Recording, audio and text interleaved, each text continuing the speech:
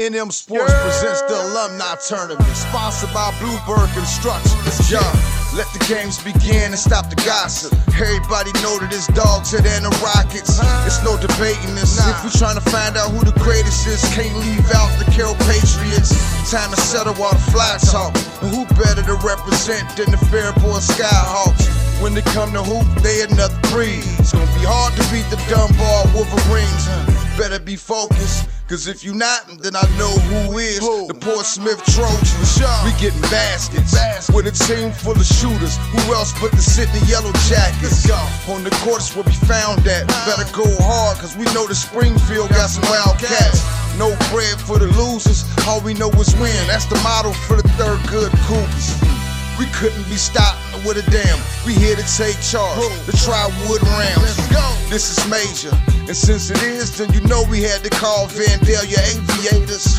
Time to find out who gon' be victorious. I heard through the grapevine Wayne and some Warriors. No cop, and I doubt that, especially when you got Westerville South Wildcats. The time is near, nah, it's here, no fear. That's why they call us in your Buccaneers.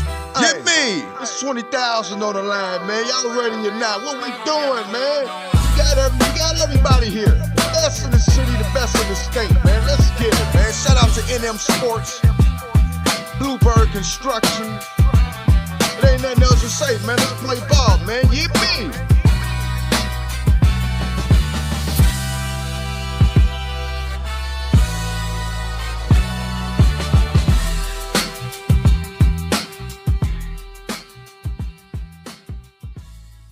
Well, all right, welcome in here on the NM Sports Network. I am Andy Horton alongside Jared Bergstrom.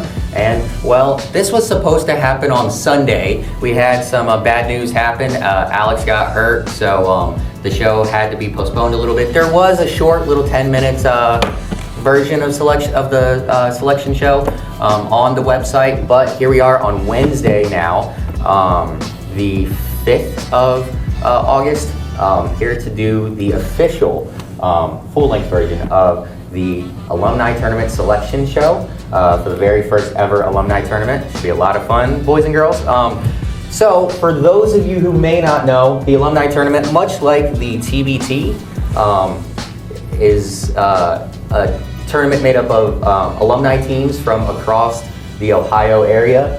This year we have 13 teams. Jared, there we go. There's our list of our 13 teams.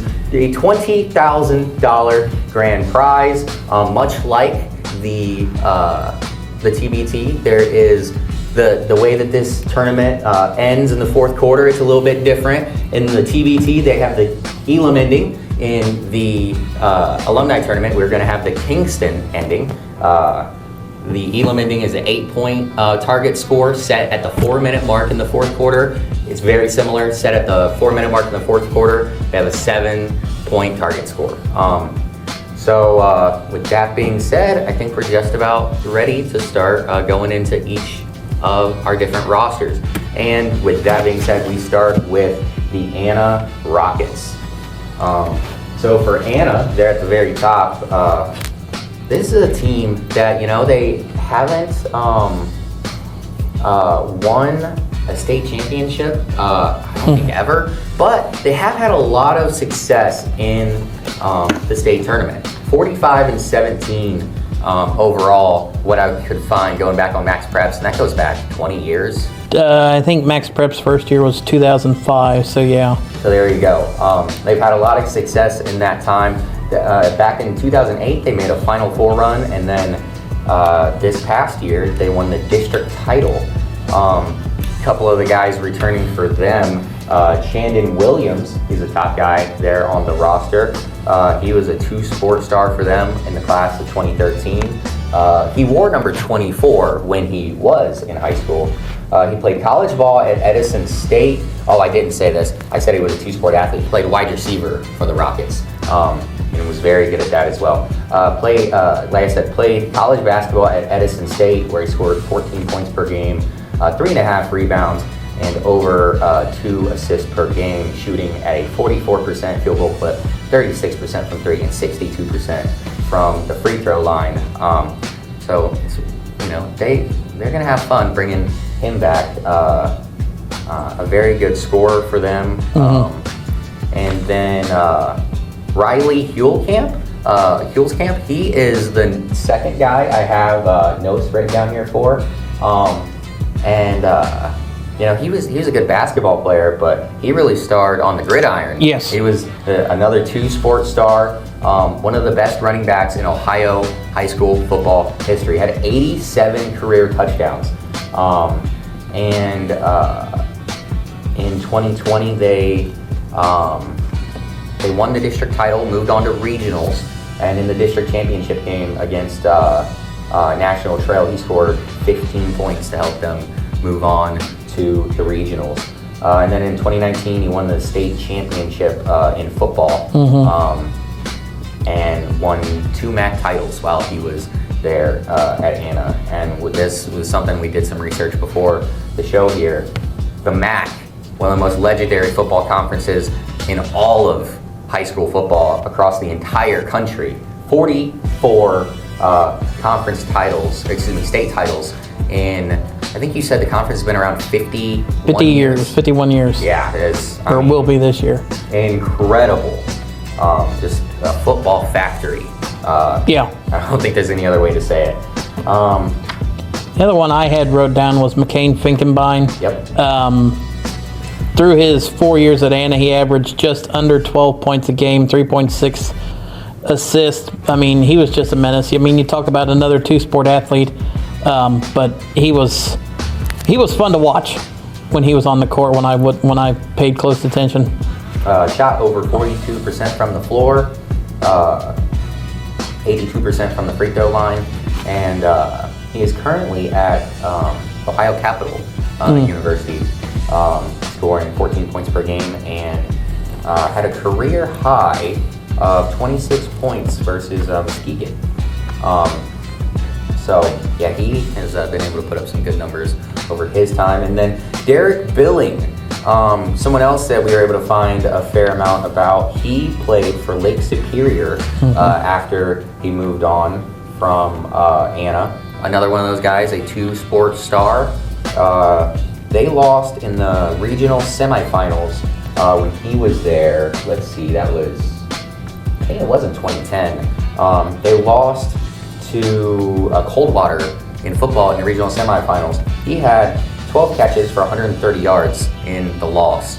And Wes Hunsucker, the last guy on the Anna roster, number 77, was their starting quarterback that year. He threw for, he was 21 of 28 for 300 yards, and it was either 2 or 3 touchdowns in that loss to Coldwater. But in college, Derek Billing went to Lake Superior, and he was a heck of a ball player for them. That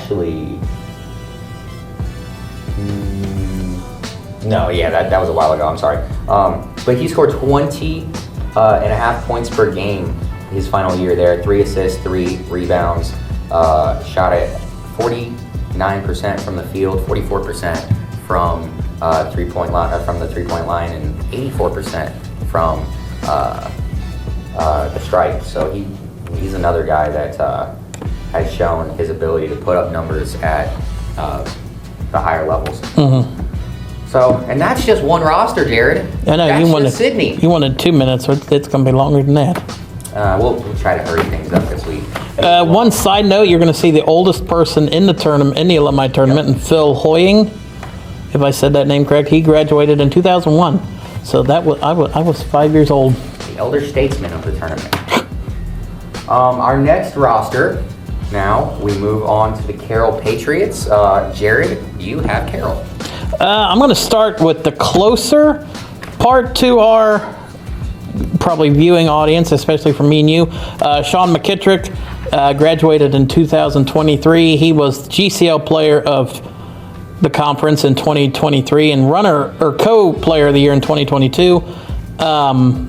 Carroll's all-time leading scorer. I think they went to the regional finals in 2023. Him and Mauro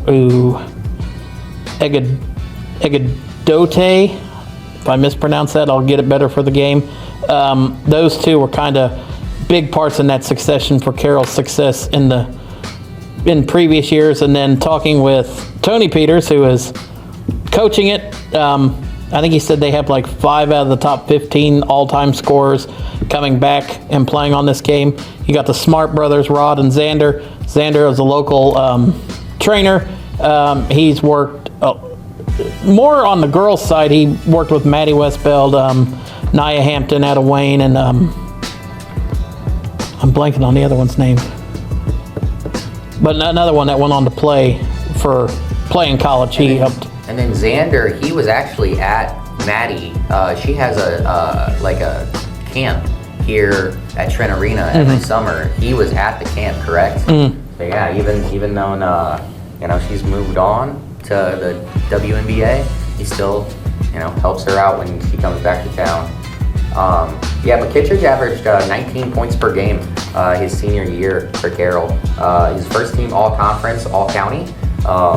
Nearly 2 steals a game as well, and scored 11 points per game for Ohio Dominican while he was there. Actually, he probably is still there. And then, I have Xander Smart, averaged 14.5 points, 4 rebounds in high school. And the only other thing I really have on them is Eli Ramsey, the 6'4" guard, 17 points per game, 7 rebounds. His senior year, along with 3 assists, shot 51% from the field and 79% from the line. Had 28 against CJ. He had back-to-back games where he went absolutely off. 28 against CJ and 29 make it 30 against Tippecanoe. And he was 29 of 31 at the free throw line in those 2 games. Dang. So that is not a guy you want to be sending to the line often. And then as Jared said, huge shout out to our man Tony, who is one of Northmont's assistant basketball coaches from this past season. Huge shout out to him for getting us some of that information and also just being the team's general manager. Now we are off to Dunbar, right? Mm-hmm. All right, so what do we have on Dunbar, Jared? I'm going to talk about Darian Leslie first. He just recently graduated. He averaged, his senior year, he averaged 12.9 points per game, almost 4 rebounds a game. Shot 47% from the floor, 43% from 3, and 72% from the free throw line. Dunbar, they're always been a nitty-gritty team out of the Dayton Public Schools, and you're going to see, as you look back over their roster, they had a lot of deep runs, a couple district finalists, a couple district wins in that 2011 to 2015, 2016 range, and you see there's a lot of talent there. And then Daquan Cook, the old, I can call him old man, he graduated in 2006. He's old. Daquan Cook himself, everyone knows, but 13-year pro career between the Miami Heat, the Oklahoma City Thunder, the Houston Rockets, Chicago Bulls, and then he also played overseas for a little while. And, neither of us have mentioned it yet, but he was a star for the Ohio State Buckeyes. So huge shout out to him. A couple other guys on the roster to maybe shout out. Fellow Dunbar alums, Deontay Hawkins and Aaron Pogue. Hawkins enjoyed a highly productive college basketball career at Illinois State for 3 years and then transferred over to Boston College his senior season. Pogue started for 3 years at Cleveland State. And RJ Sneed, the second person out of the 3 teams we've done so far, where he is managing and coaching in the team as well. There you go. Shout out to Coach Sneed. After that, we move on to Fairborn. Fairborn, they are returning. There you go. Out there at the very top. Their number 1 player all time, Kendrick Williams, the all-time leading scorer there at Fairborn, 1,500. I was about to say, hold on. 42 points in his career, scored 24 points per game his senior year, shooting it at a 46.5 percent clip.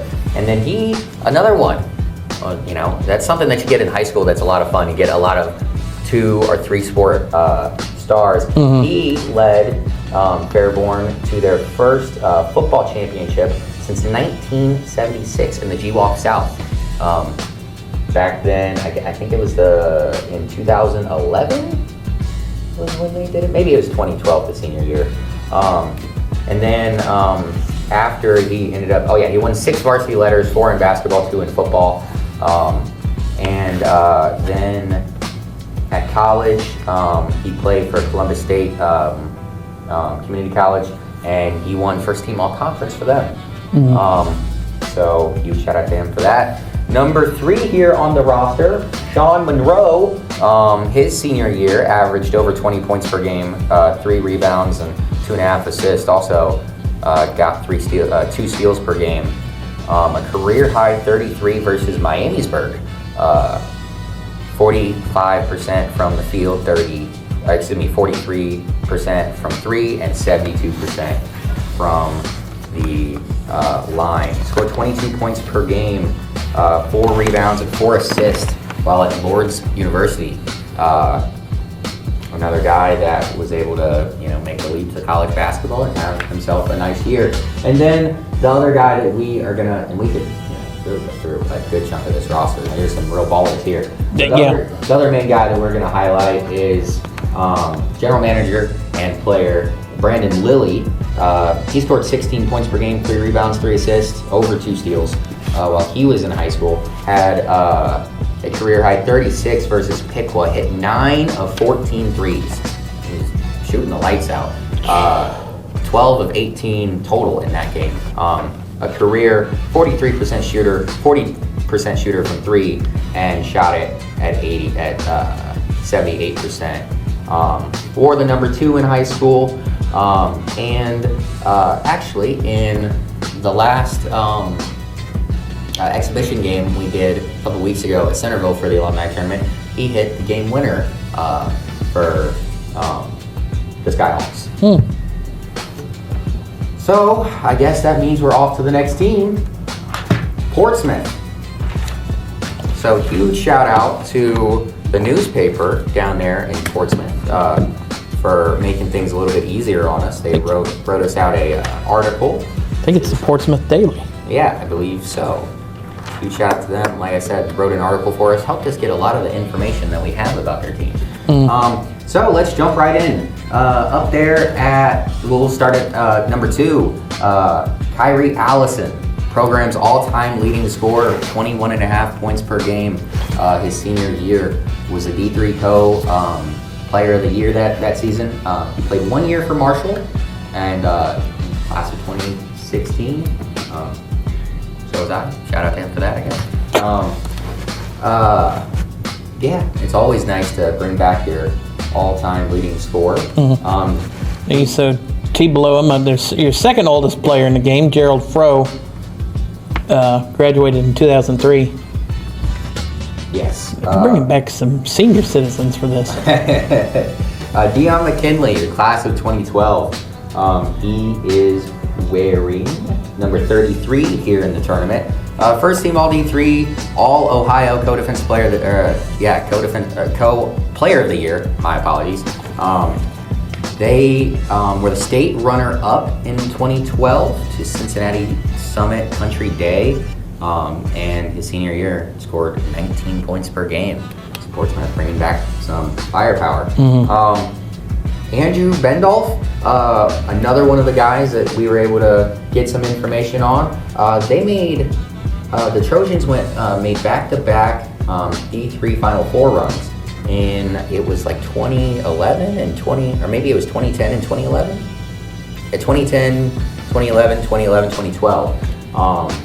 And he was a big part of that. His senior year, 13.5 points per game, shot it at over 53% from the field. That there in 2010 was their first state semi-finals, or their first one in 21 years. So it was nice for them to kind of get off the, bounce back after not having a lot of success for a while. And then the final guy I have notes for here on them is the top guy there on the roster, or DeAndre Berry. He is a 6'4" guard, currently playing at Lansing Community College. Last year off the bench, he averaged 13.8 points per game and 3 rebounds, 3.5 rebounds. It's not bad for off the bench. Yeah, that's for sure. So yeah, there is Portsmouth. Another one of those teams that's bringing back a lot of good talent. Mm-hmm. That is a reoccurring theme here throughout the alumni tournament. All right, next up is the Sydney Yellow Jackets. I'm going to start out with this one. Okay. Andre Gordon, I watched him play all 4 years. He was a 4-year starter. I mean, and he progressively got better. He was 14 points his freshman year, 20 points his sophomore year, 23 his junior year, and then 26.9 his senior year. 73 wins in his time at Sydney. He had 17 30-point games, 28, 20 or more point per game, and then a career high against 49 in a game. My goodness. Who was that against, or do you not have that? I didn't write that down. Gotcha. But it was a conference game, so I do remember that. Absolutely stuffing the statue, 49. And then the guy that I have notes for here about Sydney is Sam Reynolds, another 2-sport athlete, football and basketball. He was a wide receiver on the gridiron.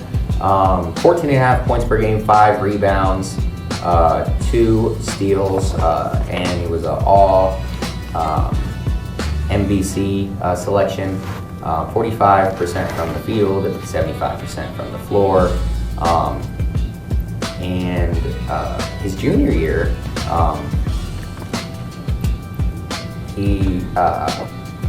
don't know, something happened between the junior and the senior year, because he went from 7 rebounds a game his junior year to then the 5 per game the senior year. So I wonder what happened with that. But yeah, definitely another guy that has a lot of talent. Yeah, they're managed by Tom Clark. He was like the old coach over there at Sydney. I think so. Yes. Shout out to Sydney there. Our next team, The Springfield Wildcats. Just looking over this roster, it's loaded top to bottom with talent. Raheem Moss, Josh Tolliver, Danny Davis. Probably your 3 predominant will be leading scorers in this tournament. Danny Davis, I think when I was in school, no, he graduated the next round after me. I think he was like committed to going to Wisconsin, and I forget where he decided to go play, but between him and Tolliver and Moss, I think that's 3 out of the top 7 scorers all time in school history. Danny Davis being the guy to lead that pack at over 18 points per game, 6.5 rebounds, and 5.5 assists. Also, 3 steals per game. He is a defensive menace out there. Southwest District Player of the Year there in 2017, his senior season. Josh Tolliver, 16.5 points per game. Don't have a ton more outside of that for him. That being said, efficient in all forms of shooting. 56% from the field, over 39%, almost 40% from 3, and then 72% from the line. And Raheem Moss, I have him down for 17.8 points per game, 7.3 rebounds, almost 3 steals again, right there, 2.9 to 2.5 assists a game. He is not the type of guy that shoots threes, but very efficient in his field goal shot selection, shooting it at 59% his senior year. Had a game versus Trotwood his senior year, 25 points, 10 rebounds, and I think it was 16 steals. A ridiculous number. That's what it said on the GWalk website. So just a ridiculous number. I mean, triple-double with steals? Yeah, never seen it before. Ridiculous. Also have other good names like Derek Yarborough and Anthony Freeman. Another just loaded roster full of names. Next up is the Thurgood Marshall Cougars. This one has a lot of talent on there as well. More recently, you have Anthony McComb III. He is playing college right now with Norfolk State. This past year, he averaged 17 points a game.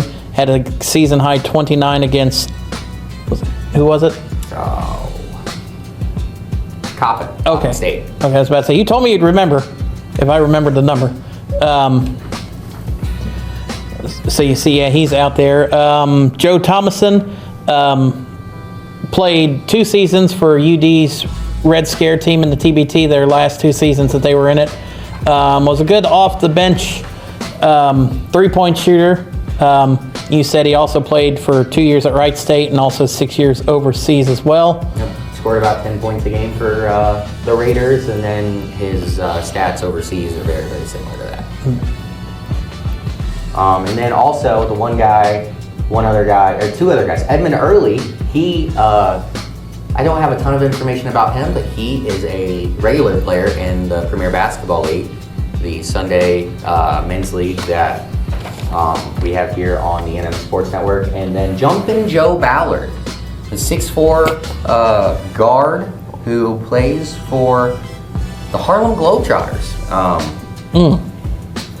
He has a move for the Globetrotters. It's called Jumpin' Joe's Dunk Contest, where he jumps over 8 teammates.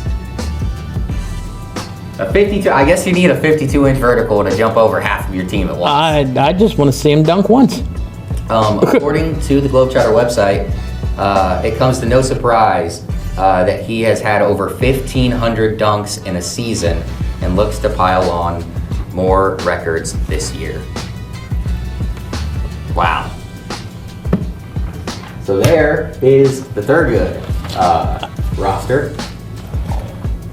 That one is going to be a lot of fun. Next up on the list is Trotwood. Now I just have to find them. There we go. Trotwood. So for them, we'll just start with the second guy there on the list, number 1, Amari Davis. Number 1 on the court. I think he's number 1 in the scoring book, and probably a few other school records as well. Yeah, 6'4" guard. Played a bunch of different places in college. A couple of years for Wright State.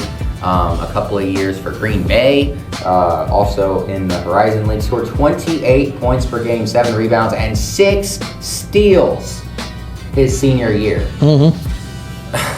What? 6 steals? Hey, that's incredible. 59% from the floor, 42% from 3, and a very respectable 76% from the free throw line.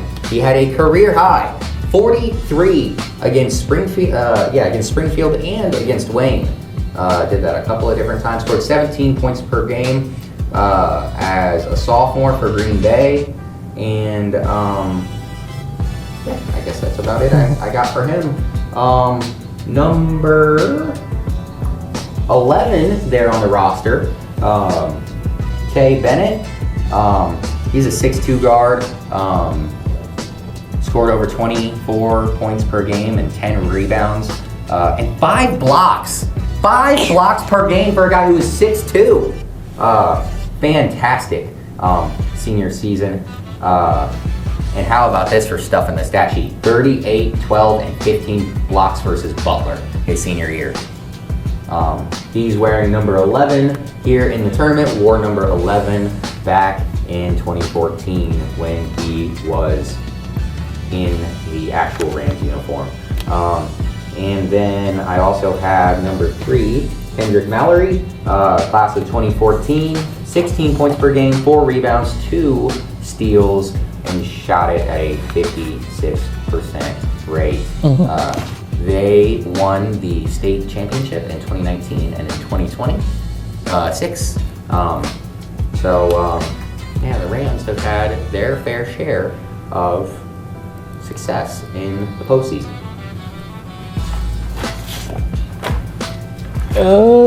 Next on the list is Butler. I'm excited for this team. My first couple years announcing a lot of these players. I mean, you had the Justice brothers, Michael Cryer, Jordan Greer. Sorry. This one's just gonna be fun. They were not high flying. They were loaded shooting team. Butler was. I mean, Court Justice we saw in Miamisburg for a long time, averaged 12.1 points a game. His senior season, 10.8 his junior year. Michael Cryle, he was lethal from behind the arc. Each of his 3 starting years, he averaged over 45.7% from 3. And then Jordan Greer, his senior year, averaged 10 points and 10 points his junior year and 13 points per game his senior year. He also collected 6 rebounds and shot it at 59%, with also over a steal a game. For Court Justice, I don't know if you had this, but I was able to find it as at UC Claremont, some small Cincinnati school. 19.2 points per game, shot at 50% from the field and 46.7% from the three-point line. So he got to college and he somehow became a better shooter.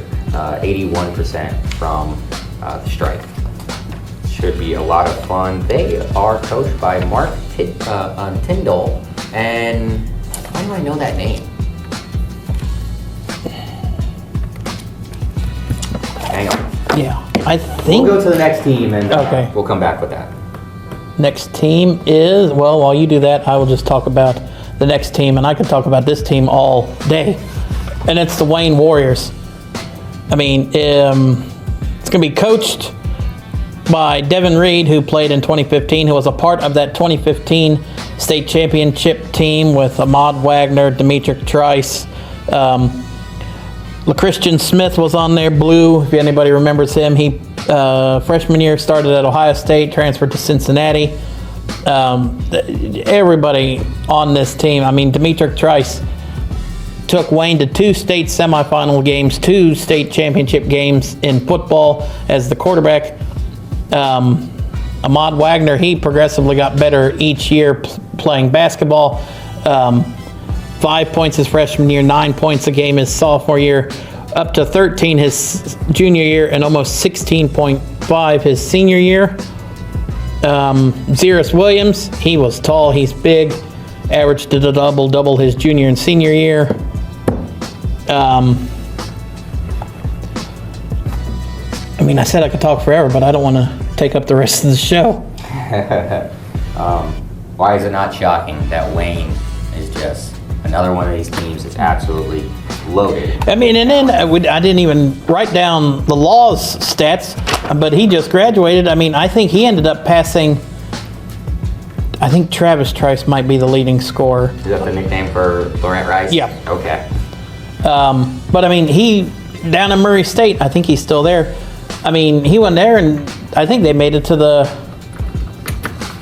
tournament his freshman year. So, I mean, there's a lot of talent there on the Wayne roster. I mean, and I think that's one of the smallest rosters we have. I think it is 2, 4, 6, 7 players. So not a ton of subs for them. No, but they're going to get it done. I can't wait till the end of the show and we highlight the actual bracket, because that's going to be a very tough out.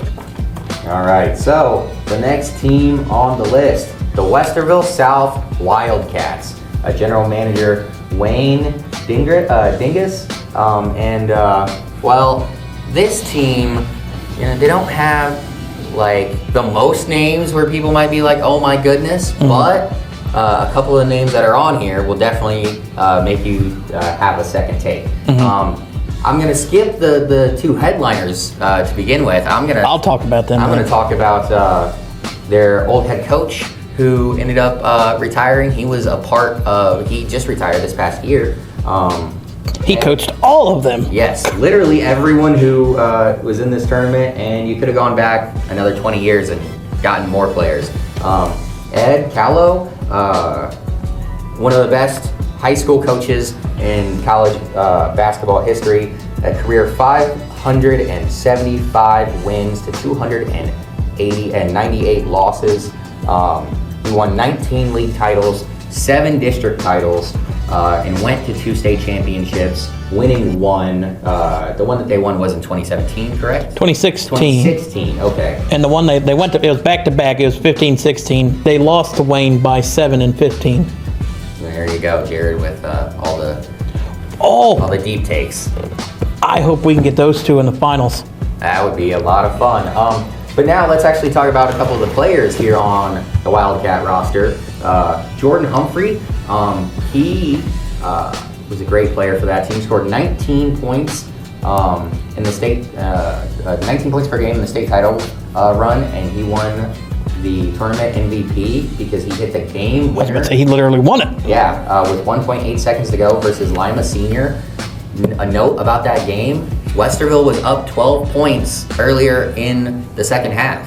So they kind of fell apart a little bit. Ooh. I mean, we've gotten to watch Lima Senior here in the last couple of years. That's a team that often is loaded with talent. And so, coming back from a 12-point deficit, that ain't too much for them. That being said, at the end of the day, Jordan Humphrey's shot with under 2 seconds to go was enough to seal the deal for the Westerville Wildcats. He went on to play college basketball at Lake Erie College, and that's about what I got for them. And then I also have Anthony Mills, a 6'3" guard, 12.7 points per game in JUCO, 4 rebounds, 4 assists at Lourdes. It's been a handful of guys that are in this tournament that have played ball at Lourdes at one time or another. And then I will allow you to talk about the Wessons. Well, everybody knows the Wessons from Ohio State. Caleb was the more prolific scorer. His senior year, he averaged 12.9 points a game, 7.8 rebounds a game for the Buckeyes, almost a 74% free throw shooter, and surprisingly for him being relatively a big kid, he shot almost 40% from the three. Andre, he came off the bench, but I mean, still a nice productive 6.7 points per game and 2.9 rebounds a game for the Buckeyes when they were both there. But I mean, could you imagine? I mean, you got 2 bigs from. Did they graduate the same year? No, one was 16, one was 17, but close enough. I mean, you imagine how hard it was for them to defend that? Yeah, and how hard is it going to be for people to be able to defend Caleb Wesson in this tournament? He's 6'10". 6'10", Jared. He's listed at 250. Who's that Jumpin' Joe guy from Thurgood? Yeah. He's probably the only one that can block him. 6'4" with the 52-inch vertical. Yeah. That might be a matchup that you see here in the tournament. That could be a lot of fun. Then the final, or did you have anything else on Westerville? I was just going to say that, Andre Wesson, he wasn't like a game breaker or anything like that for the Buckeyes, but if you can just be a solid role player in the Big Ten for 4 years, sign me up. That's another great ad for Westerville. They got some talent. They're going to be a tough out for sure. And then the final team, wrapping up locally, you've got the Xenia Buccaneers. I've only got one person to talk about, and it's Mr. 2019, Mr. Basketball, Samari Curtis. I mean, he progressively got better. 13 points a game his freshman year, jumps to 23.5 his sophomore year, 30 his junior year, and then 35.6 his senior year of high school. He had 18 30-point games he had 9 40-point games and 3 50 or more point games. Wow. Yeah, so in just, what'd I say, 18... Take away all the games that and there was quite a few that he was at 29 that I didn't write down. But the 18 30-point games and the 9 40-point games was enough to give him his 1,000 points. But he's the leading scorer with 2,109 for the Buccaneers all time. I have a career high 52 versus Bell Fountain. He was 20 of 28 from the field and 7 of 13 from 3 over his college career, where he spent time at Bowling Green, Evansville, and Nebraska. He scored 10 points per game. Flip it the other way, but yeah. No, I was just saying. Oh. I didn't have it necessarily written down in a Okay. specific order. Also, they are returning here on the roster, Damian Weaver. He's listed as number 3. Won the district title in 2023. Scored 14 points per game for them. Almost 5 assists, 6.5 rebounds, 2 steals, 44% from the field. So not the most efficient scorer in the world, but certainly not a bad number 3 scorer. Yeah, because I would put Kyani Harris at their second score probably. So maybe a number 4 scorer, because I got him at Harris at 14.5 points a game his senior year, 7.5 rebounds a game. I also have Kobe Hewlett here on the roster, number 8. He wore number 3 while he was at Xenia. He played college football for Marietta in 2017. For Xenia, though, he scored 11 points per game and had 2 steals per game, shot at 50%. Marquise Green is the next leading scorer I have for them. He was a class of 2012. He wore number 5 for the Buccaneers. He scored 16.5 points per game for them, 7 assists, and 4.5 steals a game. So they're definitely going to be a team to watch. They got some guys that could definitely pass the ball around, and also rack up the steals. Between just those top 4 guys I have, that is the 10 steals a game between all of those guys. So they are certainly pocket pickers. And then the last guy I have for them is Kenji Ward Sims. I don't have a ton for him. He is a newer guy, but 6'7". He's got good size. That could be a matchup if they're able to advance far enough. A good matchup against Wesson there for Westerville. 5 points per game in 2025-2026 at Bryant Stratton.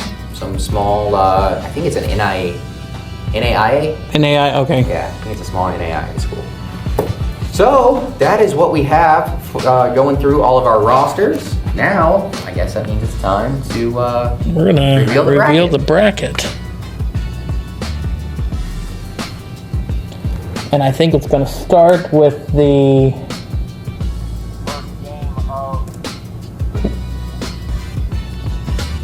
gonna mute that.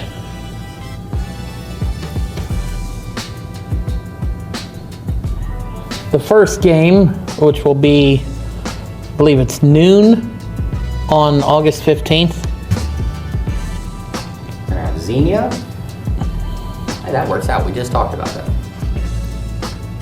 And Portsmouth. Oh. All right.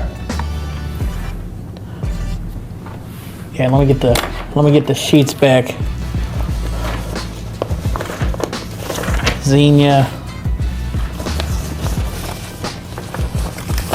Portsmouth. Yep. So we already said Portsmouth bringing back Kyrie Allison, the program's leading scorer, and a former player at Marshall, along with Deion McKinley, D3 All-Ohio Co-Player of the Year. And they were the state runner-ups that year to Cincinnati Summit Day, along with Andrew Bendorf and DeAndre Berry. And then Xenia, That's going to be a very interesting first matchup. And that could, I mean, not knowing how the rest of the bracket goes, that could be potentially the most interesting matchup of the whole tournament. Because, I mean, looking at the notes I did, Portsmouth was a very defensive team. I mean, they were winning, I mean, their championship game, I think, was 57-53 that they lost to Country Day. I mean, Samari Curtis had 18 30-point games, so I don't, it's gonna, one of these two things is going to have to give up, and it's probably going to be Portsmouth's defense is not going to stop them from scoring 60 points in a game. And we'll certainly have to see how that matchup goes. Do you want to fun? Do you want to pick a winner in that one? No, let's wait till the very end and maybe we pick our way through the bracket. All right, let me load.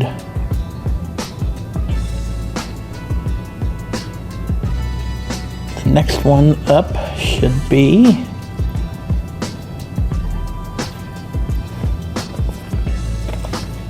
game number 2 of the day. It should be 2 o'clock. Carroll and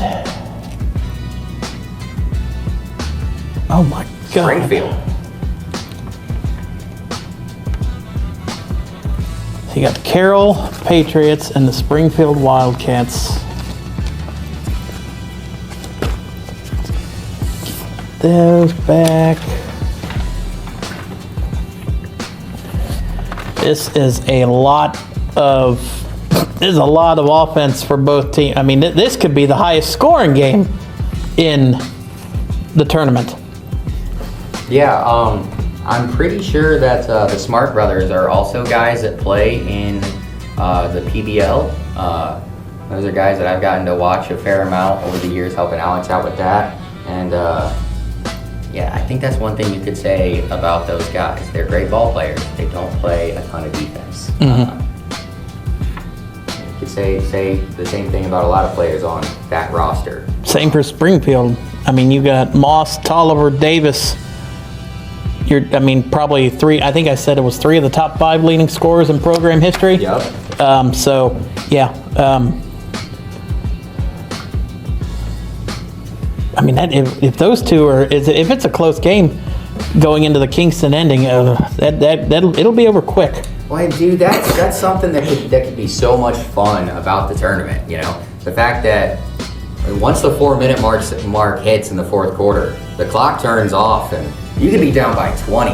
If you can just put the stops together, you can go on a crazy run. We can have a heck of a finish. So I guess let's move on to the next game. Next one will be the third game on Saturday, which will be, I think it's 4 o'clock? Yes. This is all first round is at Centerville, by the way. The Anna Rockets. Now, I know before we get into this, I know Alex is very high on Anna going into this tournament. Let's see who they have to play. Oh my God. Sorry, Alex. I'm not discrediting anything from Anna, but I mean, you have a lot of pieces from that 2019 championship, and then you got a lot of pieces from that 2019 championship with the Trotwood Madison Rams on there. I mean, that I don't know. Very good potential to be another great game, or between Amari Davis, Torrey Patton, they could very well put this one away early too. Yeah, and you know, I think I think he did a fantastic job here. And maybe if we do a best out of 3 and put Hewells Camp and Finkenbein on the football field, maybe we could make it a best of 3 in the 2 sports.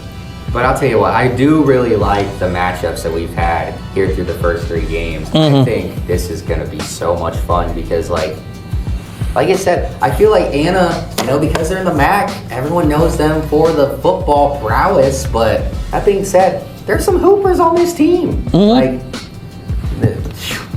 Round 1 of the alumni tournament. Are they enough hoopers? Fun. Are they enough Hoopers to take out Trotwood? I guess we'll make our initial picks at the end of this. We'll see. Who is next? This would be what, the fourth game of the day? Fourth game of the day. And it is at 6 o'clock. Butler going up against Dunbar. Oh, an MVL DPS showdown. Dunbar's right there because I'm taking away alphabetically. This one will be good too.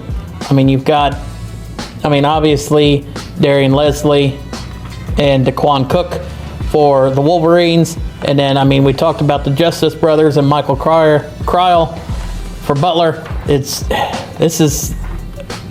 one is going to be, I think, where defense might be optional. Yeah, I think it'll be a fun matchup between Court Justice and Daquan Cook. But yeah, Daquan Cook has the much higher pedigree, but I think those are the two leaders of these rosters, and I think this is the first one that I might say that there's like a heavy lean towards Dunbar. That being said, by no stretch of the imagination am I counting out the Butler Aviators. Mm-hmm. And then the last game of the first night, 8 o'clock. God, Alex is keeping us there late. It'll be a full day, that's for sure. You've got the Wayne Warriors. All right, the smallest roster on the team in the TAT going up against probably the largest roster on the TAT in Fairborn.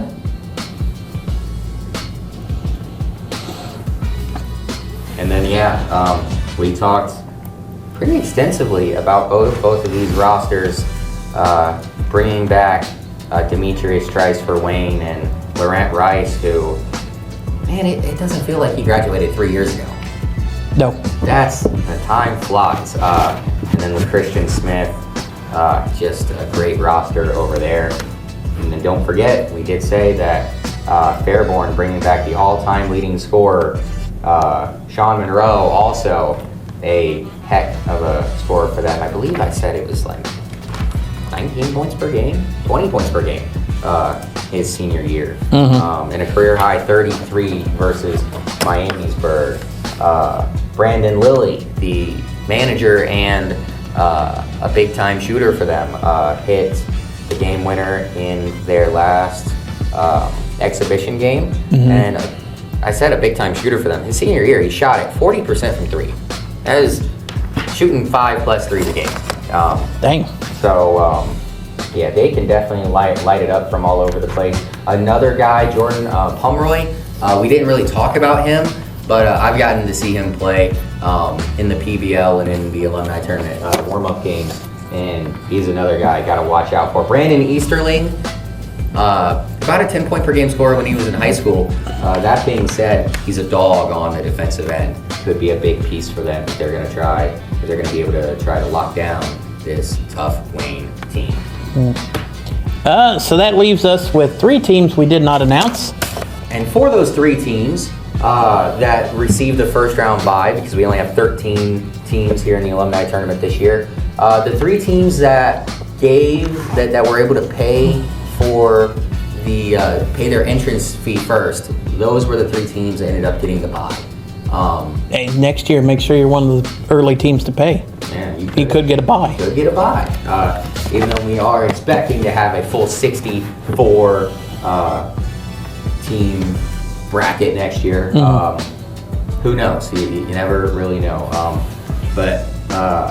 So those are the 3 byes. And then here we are with the overall bracket. There you go. So the 3 byes, starting the 16th, back at Centerville, the 12 o'clock game will feature Westerville South going up against the winner of Carroll and Springfield. The 2 o'clock game will be Sydney taking on the winner of Vandalia Butler and Dunbar. The 4 o'clock game will feature the winner of Anna Trotwood against Wayne and Fairborn. And then Thurgood will take on the winner of Xenia and Portsmouth. And then for the Final Four championship weekend will be the following weekend. That will be at Athletes in Action there in Xenia. Huge shout out to them for letting us finish off the tournament there. That should be a lot of fun. It's always a great place to go and watch games or go and be a part of big events. The Final Four games will be at 4 p.m. on the 22nd. That one will be the winner of the Sydney and winner of Vandalia Butler and Dunbar versus the winner of the Anna Trotwood game and Wayne Fairborn. The Wayne Fairborn game, yes. And then the other Final Four game will be at 6 p.m. there on the 22nd at Athletes in Action. The winner of the Westerville versus Carroll or Springfield will be the first team in that matchup, and then the second team will be the winner of Xenia versus Portsmouth. The team that advances out of that will play Thurgood, and then the team that advances from that game will be the fourth and Final Four team. And then for Championship Sunday, it is 5 o'clock on the 23rd, back at Athletes in Action. So that will be, yeah, like I said, Championship Sunday there. I guess, do we maybe want to jump through here and pick them real quick? Absolutely. All right. It wouldn't be a bracket if Jared's not picking it. All right. Where do you want to start? At the top? Yes. Let's go ahead and zoom all the way out there so we can see the whole bracket. There we go. I'm old, Andy. I can't see that little. All right. Vandalia Butler going up against Dunbar. I'm going Butler. Ooh, okay. I'm going Butler. Okay. Don't forget that is the team highlighted by Fourth Justice, Cooper Justice, and Michael Cryle. Yep.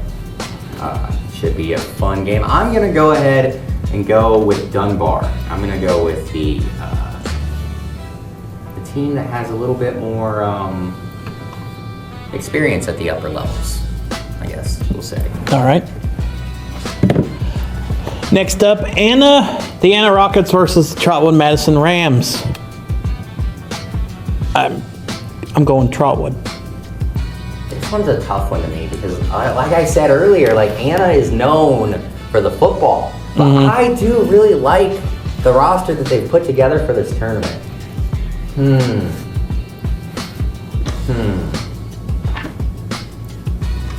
Like that that Trotwood roster. There's a lot of good guys in there, top to bottom.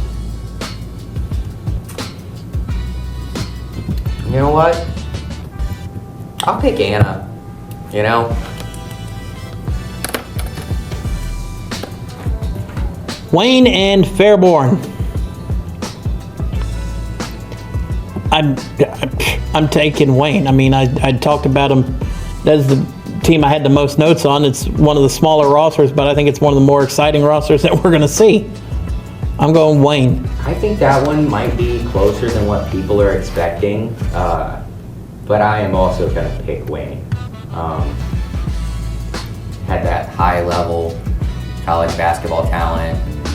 I mean, Dimitri Trice, 4-year starter at Wisconsin. Yep. Carroll and Springfield.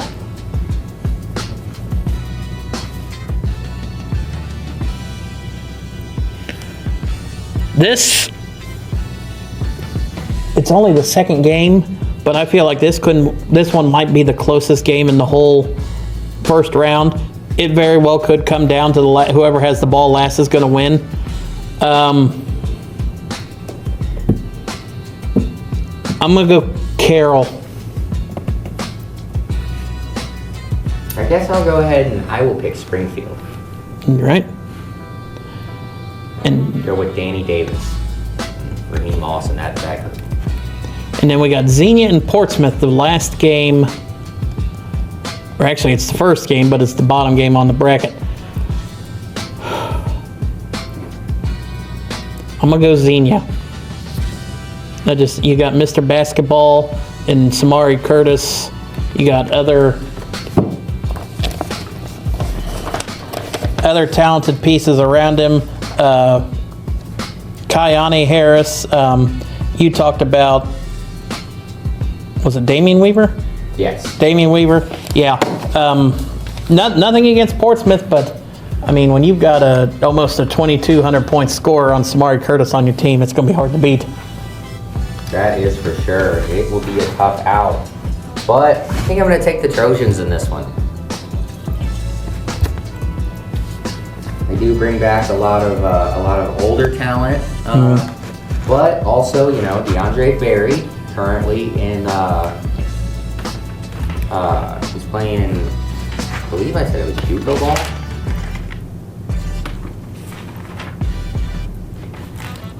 Yes, I believe you're right. Yeah, for Lansing Community College, 14 points per game off the bench this season there, as well as Andrew Bendolph and Deion McKinney. Deion McKinney, can't forget, he was Division III All-Ohio Co-Player of the Year. So definitely a lot of talent there, and he was on the state runner-up team. So those guys do have a lot of experience and deep tournament runs. All right, are we looking at the next round now? Yeah. All right. So back up to the top. We each picked different in that one. I have Butler and Sydney. I'm going to have Butler move on. Butler going to the semifinals, in my opinion. I have Dunbar and Sydney. I will have Dunbar moving on. All right. Championship weekend. I had Trotwood and, oh, Lord, they're going against Wayne. I've got, that could be that is championship caliber right there. Isn't it? Between Wayne and Trotwood for my second round matchup. I will take the Warriors to get past the Rams in the second round to get to the championships weekend. And I had Anna in that game versus Wayne.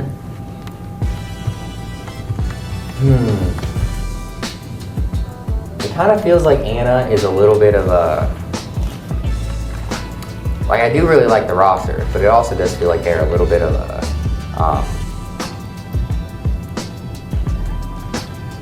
Cinderella type team here in this thing, especially when you go up against a Wayne squad that has all those players. They got to get past Trotwood first. That is true. But we're talking about the hypothetical second round. Yep. So I'm gonna pick Wayne. I mean, it's hard to pick against the Warriors, man. How much success? I mean, when we our whole lives we sat and watched them have success. Endless amounts of success for the Warriors. At the bottom half of the bracket, I have Carroll in Westerville South. Then I had Springfield in Westerville South. Yeah. I talked about it earlier. Wayne and Westerville South played each other in the 2015 championship for Division I. I'm going to have Westerville South at least make it to championship weekend in this. Yeah, and mine's the same. I don't know. As much fun as this tournament's going to be, I don't know if there's anybody in the whole shebang that can guard Caleb Wesson. We'll have to see. Yeah. That'll be fun to see if there's a matchup that can slow him down at all. But I have Caleb Wesson and Jordan Humphreys powering that team to championship weekend. Then the bottom, I had Xenia Thurgood. I'm going to take Xenia to move on to the championship weekend. You had Portsmouth and Thurgood.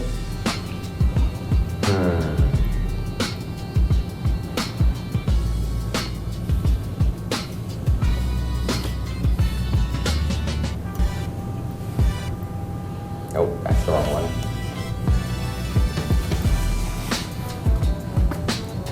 So many rosters. It's only 13. I know. You imagine if we had 64? Somehow I still can't find the one I'm looking for.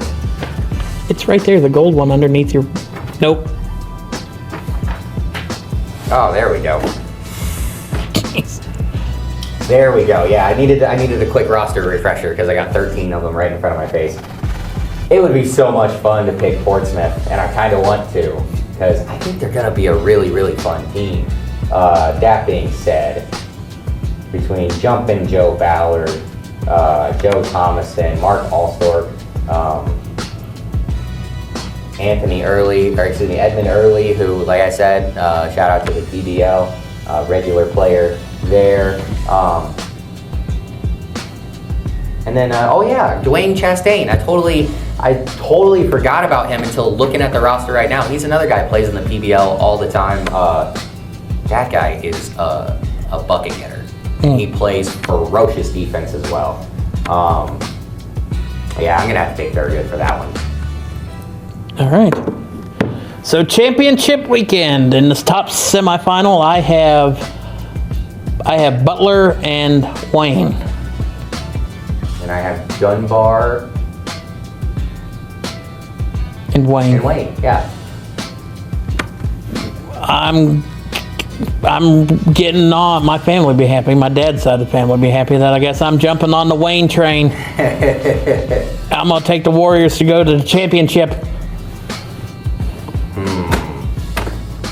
Is it the Wayne train or is it? I don't have something that rhymes with Wolverines. Is there anything that rhymes with Wolverines? No, not that I think I of. don't think so. Not that I would try to come up with either. I think I'm gonna take the Wolverines and Daquan Cook to come and make a huge. He's got to be like 50. He graduated in 2006 here. Oh, I thought it said 1. No, that was. I think that was Phil Hoyne. Okay. Yeah. For Sydney.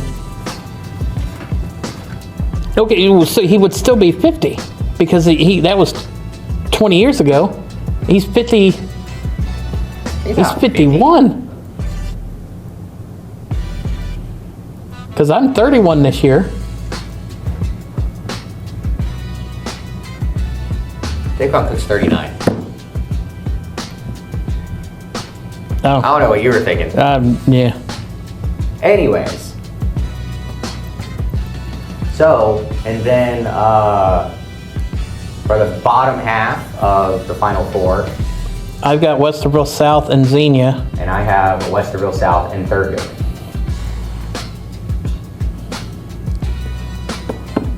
I said before the bracket was even announced that I wanted a rematch of Westerville and Wayne from the 2015 state championship, and I'm going to get it. There you go, Jared. Oh man, this one is tough. This one is tough. So I'm picking Westerville for the top one.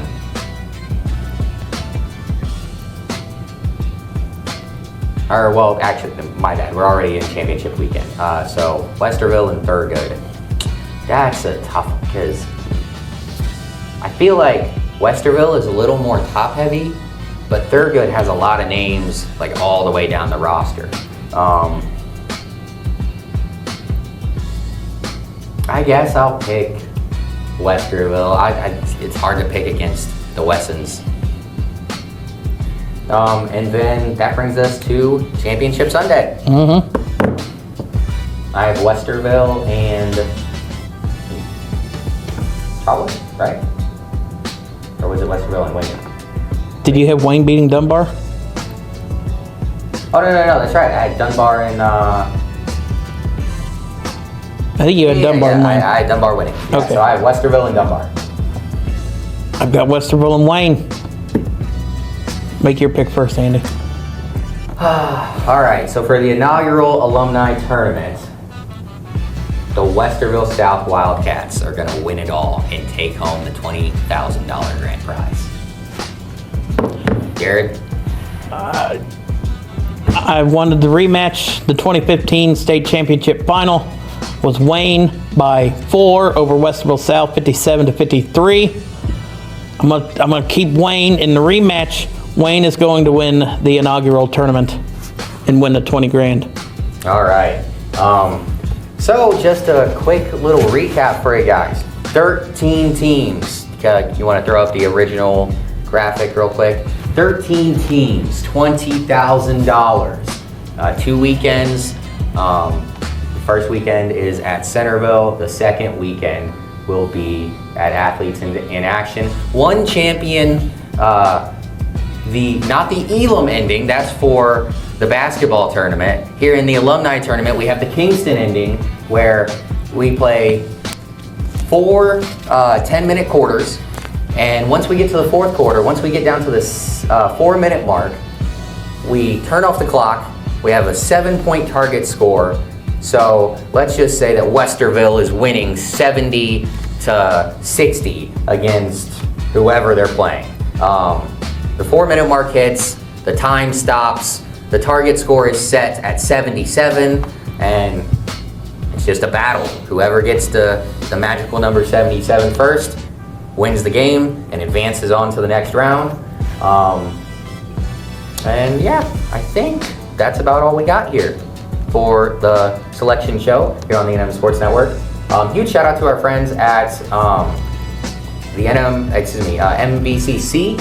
I'll get that in a second. Huge shout out to our friends here at MVCC though for allowing us to come in, use the studio. Couldn't have done it without them. Also shout out to our friend Casey Leslie over there at Bluebird Construction, one of our the main title sponsor here for the very first ever alumni tournament. The tournament tips off the 15th, right? The 15th in about 9 days. If you want to throw up my screen here for you, we got a little, no, the one, my actual computer screen. Oh. There is a active countdown timer for when the tournament is set to start. You guys, you want more information about the alumni tournament, you can either find it on the official home of the NM Sports Network, or you guys can go to the alumnitournament.com for more information there. But I think that's going to do it here for the selection show. Thank you guys. I'm Andy Horton alongside Jared Bergstrom. That's all, folks.